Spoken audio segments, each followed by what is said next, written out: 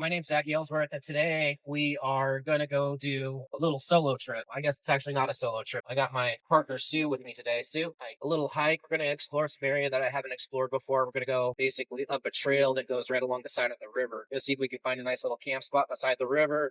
Maybe we'll do some fishing, do some praying, and a little bit of reflecting on the things that have happened in the last few weeks. And I want to give you all some of my thoughts on all that. Boy meets girl. We fell in love, got married, and had 2 amazing kids. Then we quit our jobs to homeschool, serve in ministry, and follow our dreams. This is our story. Join the adventure.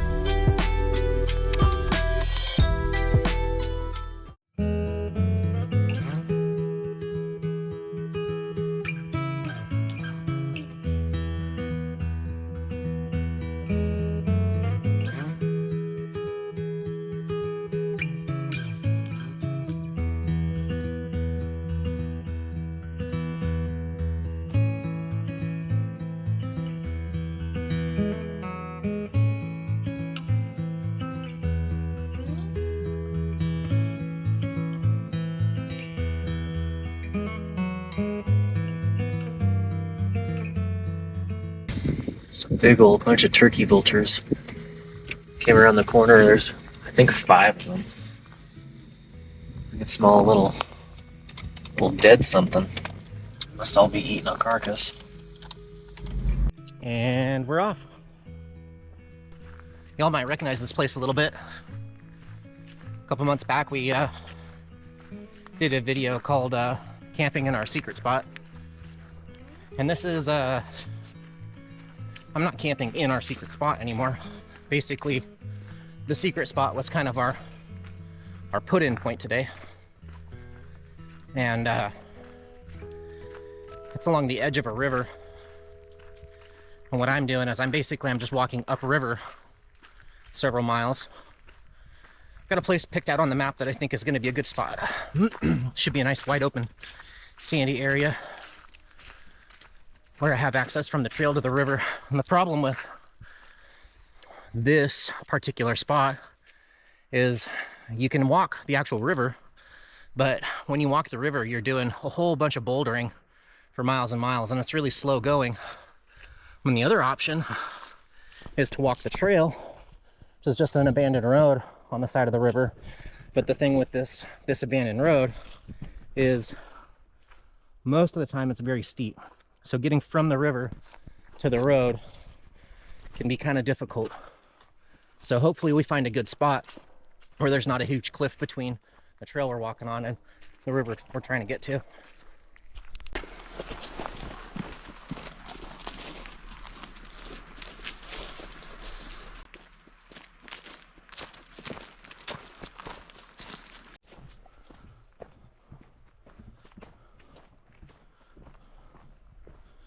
Kind of cut in a new road over top of the old road.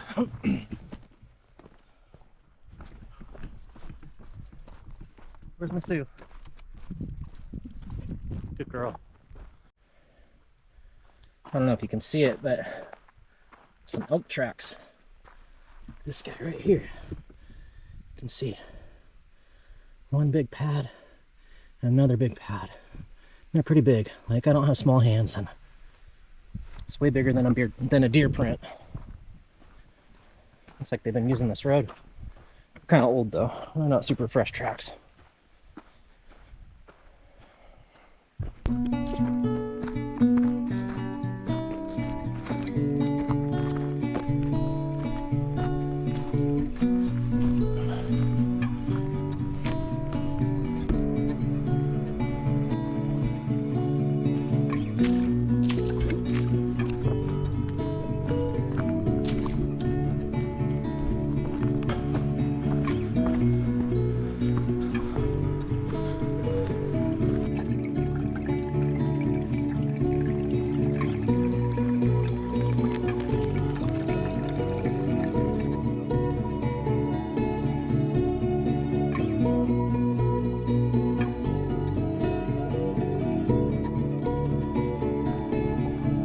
My girl. There you are. Hi. That's a good girl. Good girl, Sue. What a good girl. You watching back for me? Yeah, good.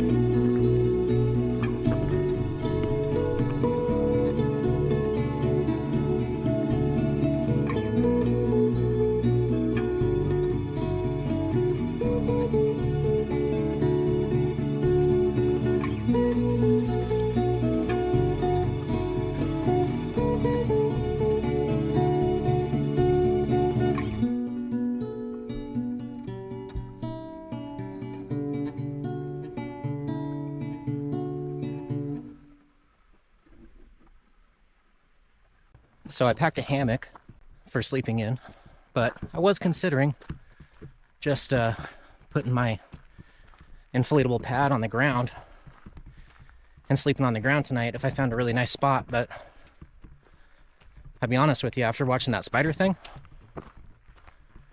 I think I'm going to do the hammock. It looks like there might be something of a trail that goes down here. I think it gets steep right here at the edge though. Let's get a little closer. It does get steep right at the edge.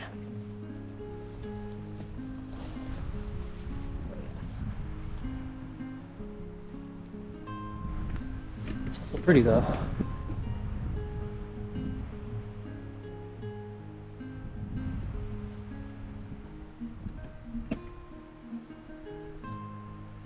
The wind moves in the valley a lot more than it does in the woods, huh?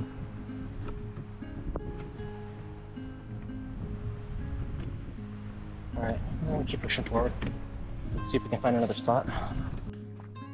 Earlier this year, Wyatt and I went camping for his birthday, and we were in a different part of woods, and we were coming out the next day, and we were in this really narrow section of road. There's this old guy coming head on at us. So, you know, we both pull all the way over to the side as far as we can to slide by. And as soon as we get like driver window to driver window, and guy just throws it in park and turns it off. It's like, well, yeah, he's planning on being here for a minute. We're gonna chat. So we did. We stopped and we talked to a guy. He'd spent his whole life in the woods. Super interesting guy. And he was telling us all of his elk hunting tricks. And I'm seeing all of these elk tracks in front of us as I'm walking down this old abandoned road today. And it reminds me of him. He said that in the big timber, you're gonna smell the elk way before you see him. So I'm gonna keep my nose open while I'm out here this time. Maybe we can spot a big one. That'd be pretty cool. And you might be asking yourself, what does an elk smell like? I'll tell you, about this time last year, I went for a big hike right up the foot of Mount St. Helens, and there's a big herd up there, and we were a long ways away. We actually got up super early. The guy I went with, Mike, and he wanted to basically be where he thought the herd was going to be by daylight. And when I say foot of Mount St. Helens, like we were way up there. We were actually in the blast zone. So there's no trees like there is around me right now. It's just wide open. And we just barely crested the top of this hill. And right as soon as you crest the top of the hill, we got down on all fours and climbed the top edge of the hill, and we were still 500 to 1,000 yards away. It was a pretty big herd. It was 50 head or so. And you could smell it. It smelled like a barn. Kind of smells like a horse barn or a cow barn or something like that. You could smell the urine from 500 plus yards away. So yeah, I believe it. Especially in the big timber like this. You're gonna smell them before you see them.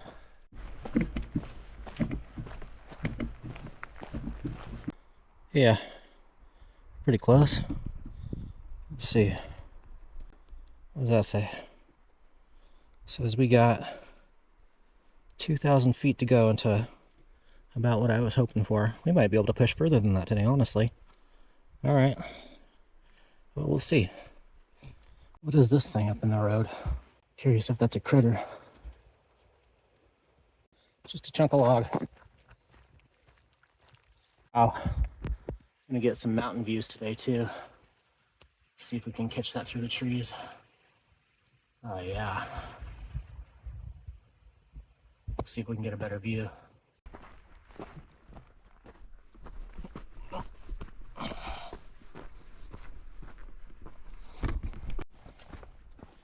That's what I like to see. Going downhill and towards the river. We might have a pretty easy approach. It's kind of cool. Guessing this is some kind of creek bottom here.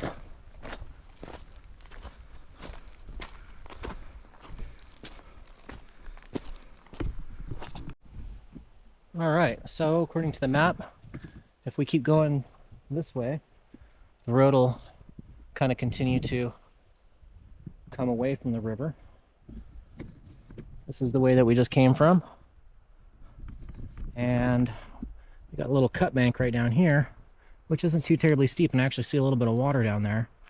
I think if we get right through here and we get through this tiny little stand of trees, it'll be pretty open and we might be able to get right up on the river, find a nice spot. So it's time to do a little bit of bushwhacking, I say.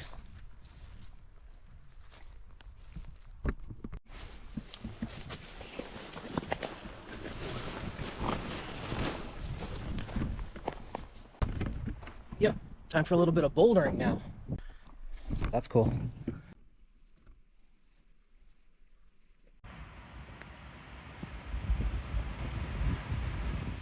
What a good girl. Let's go get to the river, get a drink. How's that sound? Oh yeah. That's much cooler down by the water too.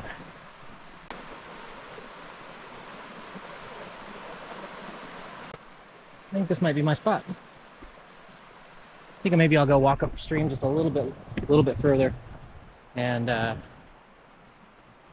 we'll go see what it looks like. See if we can get a little bit better view. It's a little brushy right here, but otherwise, yeah, this is a pretty nice spot. I could probably make something work here. It's just beautiful. Look at this mountain, clean sandy beach, running river. Just can't beat it. Yeah, so I found this great little access to the river, and I think I'm gonna make it work right here. Just trying to find maybe a couple of trees that I could put a hammock between, but it might not be a thing tonight. We'll see. But I am gonna come up the hill out of this river valley a little bit and out of that shadow, so I stay a little bit warmer tonight. I think that's probably a pretty good idea. I found a spot. We're up off the river valley just a little bit. We're out of the shade of the mountain that we're under here. And yeah, I don't think that having the hammock is in the cards tonight. So I just basically found like a nice big wide open sandy spot here that's been obviously out in the sun all day. The sand has been here warming under the sun all day, so hopefully it stays pretty warm tonight. And I just basically got my shelter cover, my tarp, and we're gonna set it up.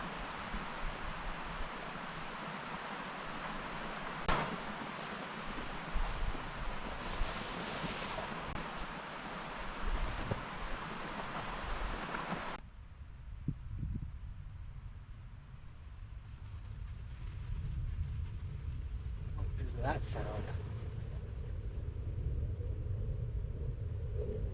Holy cow. A fighter jet. I don't know if you can see that, but yeah, that makes quite the frickin' sound in this little valley.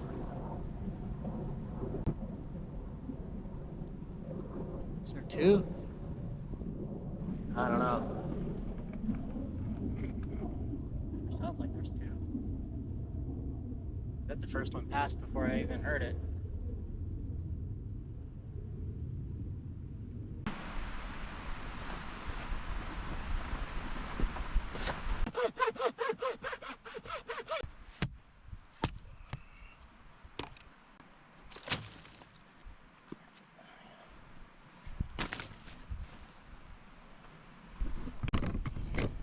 I'm definitely feeling like I need some water at this point. Yeah, let's do that. All right, I got the filter. Let's do it.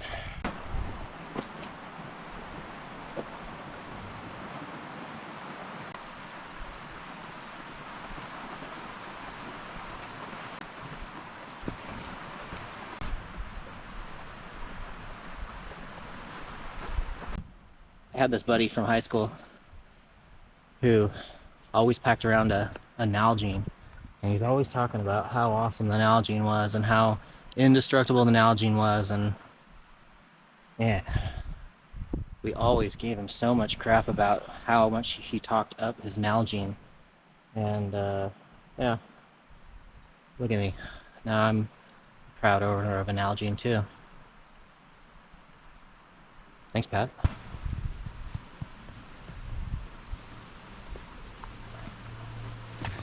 Yeah.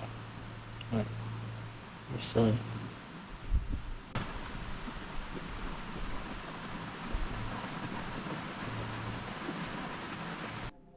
There's this funny saying on the internet right now. It says, go outside and touch grass. Yeah, I think you should. When I came out here, I kind of had it on my mind and my heart to give a little commentary on the things that have happened in the last few weeks. And we might still do that. But I think a good place to start here, and one of the most important things that you can learn in all of this, is slow down. Go find yourself some alone time. And I don't mean like, you know, like the next room from a person. I mean like really alone. There's something about being truly alone where all of these like dependencies that you don't know you have start to fall away. You see people like me on the internet going out and doing these trips way out in the middle of nowhere, and I think the question that we all should be asking is when you go out here with nobody and nothing, you know, what are you looking for?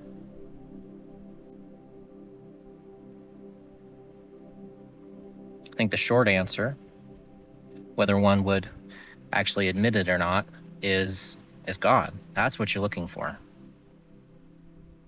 Everybody has this hole, this need inside of them,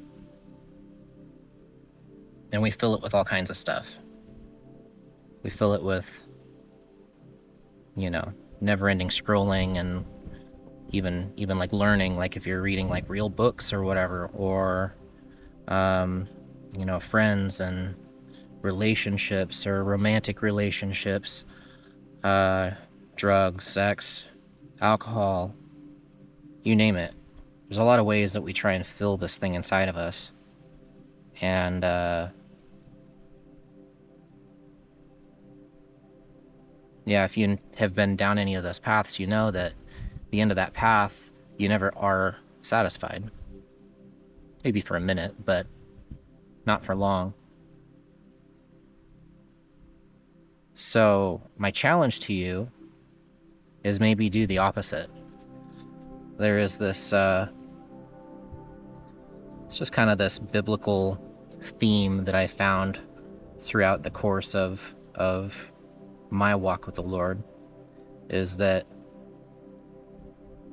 pretty much everything in the kingdom of God is the opposite of what you would expect, right? Paul teaches that, you know, his weakness is his strength, and his strength is his weakness, right? So I'd say let's try and like turn that thought upside down, you know? Instead of trying to take something and put it in that hole, let me challenge you and have you actually just stop putting things in the hole for a minute, okay? Unplug. Get away from your computer. Get away from your phone. Get away from the noise. Get away from the city. Get away from planes, trains, and automobiles. And go find yourself somewhere alone, like really alone. And if you really, really want to challenge yourself, don't bring a whole lot with you, you know? Like enough to keep yourself safe in an emergency, but I would challenge you to fast while you find yourself alone. And you just might meet God. That's the only thing that can fill that hole.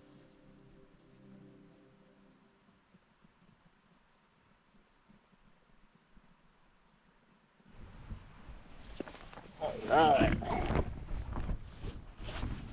Let's see what it's like inside of the camp crib tonight. Not bad, not bad. A little sandy. It's not my favorite. It is nice and soft. That is true. But sand gets everywhere. It is very warm in here. This is the sunny side over here. I'm guessing it's going to cool down pretty darn quickly when the sun goes down. But yeah, should stay pretty toasty in here, I bet.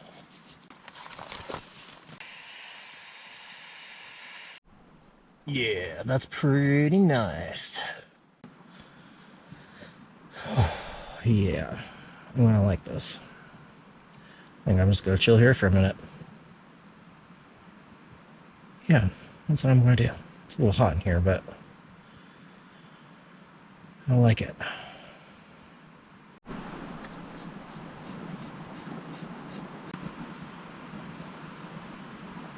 Getting hungry. I think I'm gonna make some dinner now. What we got going on tonight is some buffalo chicken pasta. It's gonna basically be right from the bag. Add some liquid to it, boil it up. I got some extra kind of seasonings and some hot sauce we're gonna add to it to doll it up a little bit. And then just basic can of chicken that we're gonna add into it. So we get our protein in there too. I've done this at home several times and it's really good. I've actually made this, you know, by hand. That's how the first time I ever heard of it was. I wanted to try buffalo chicken pasta. And I made it myself the first time and it was awesome. And I found these and I thought they're, you know, pretty lightweight. They taste great. Tried it a few times at home. And yeah, get a little bit of a weight penalty with the wet chicken, but I don't care. I'll pack a little extra weight. It's not that big of a deal. Let's do it.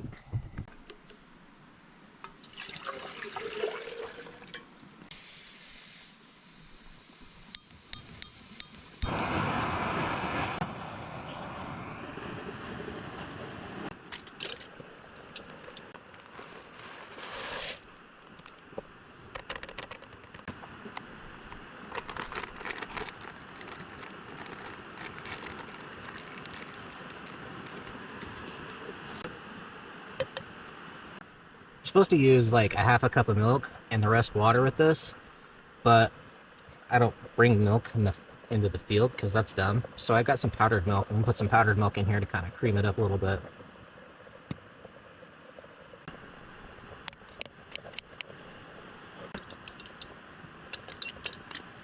I'm gonna put some Johnny seasoning in here.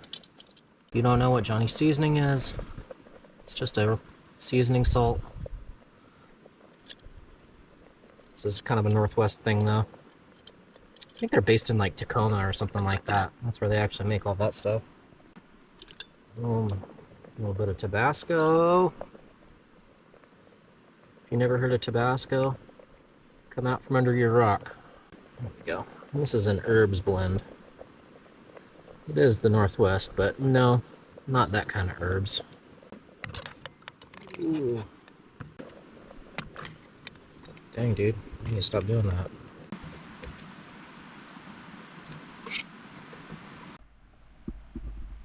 Yeah. It's pretty good. Looks pretty good. Ooh.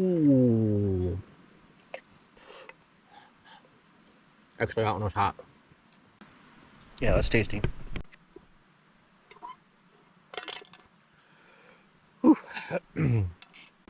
Sun's about done. It's probably time to get a fire going. On that same note from earlier, if you do get away, find some quiet, and actually listen, you just might have your own thought. You might have your own idea. You might have your own perspective that is different than the one that you saw online. Oh, that was cool. Big old bunch of ducks just flew by. Thank you, Lord. I'll take that as a sign. I know there's a lot of people that are going to church for the first time ever in a long time, something like that. I want to say that church doesn't save you, Jesus does. Religion is the thing that nailed Jesus to the cross. And I am very happy to see a whole lot of people starting to look for answers in the right place.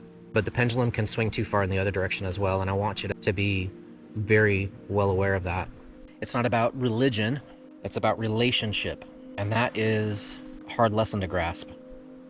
I would say, first things first, you got to know how to hear God.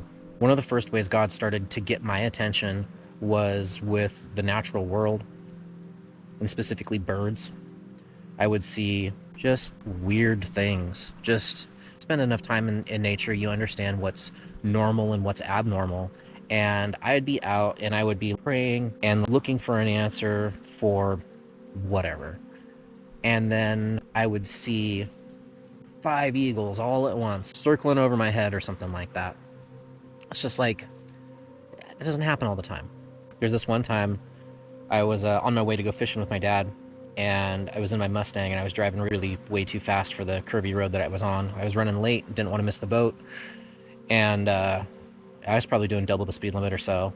And there was this big white barn owl that swooped down, and it just flew with me right outside my driver's window. I could have rolled my window down and reached out and touched its wing. It was that close. And I was probably doing 70 plus miles an hour. I don't know if it's even possible for an owl to fly 70 plus. Maybe it is. I don't know. And it hung with me. I was on a big straight stretch, and that big white barn owl just flew right outside my driver's side window for the entire straight stretch. And then there's just this knowing inside of me that just says, slow down. And it came with peace. You're not going to miss the boat. So I did. I slowed down. I didn't miss the boat. And I think that had I not heeded that warning, had I not seen that sign for what it was, I probably would have crashed my car. Been hurt, worse. I don't know.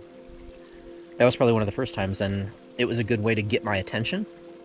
But when you first start to learn to hear from God, it starts with those kinds of things that get your attention. But as you progress, it is a relationship, and you get to know Him and know how He works. Just then, a few minutes ago, this flock of ducks come by. All in all, not miraculous, but I've been out here in this river valley 50 times, and I've never seen that before. I've never seen just a flock of ducks flying up the river valley. So it's out of the ordinary, caught my attention as I'm talking about this kind of stuff. So pay attention, slow down. It's a lot more than just sitting in a church an hour and a half once a week. It really is. If you're doing it right, it is. If you just go to church an hour and a half a week, you might be stuck in religion. Sorry, not sorry. There's a reason why God put you on the earth in this day and in this hour. Your job is to find out what that thing is and do it. The whole world is waiting on you. And don't be mistaken. It might not be this big grandiose thing. It might not even be ministry related. Wherever you are and whatever you do exactly, it will one way or another include making disciples. That's not converts. It's different.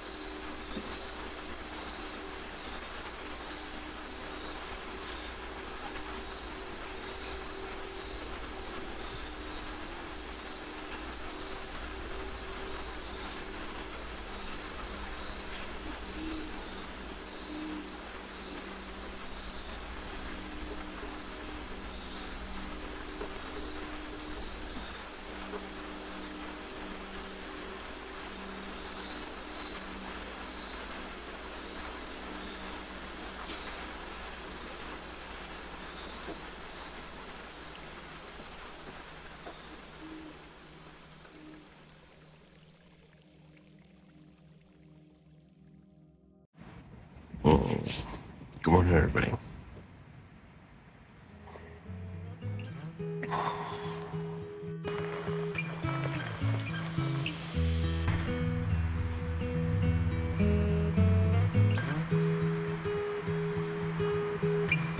It's been a fun little trip. See you guys next time.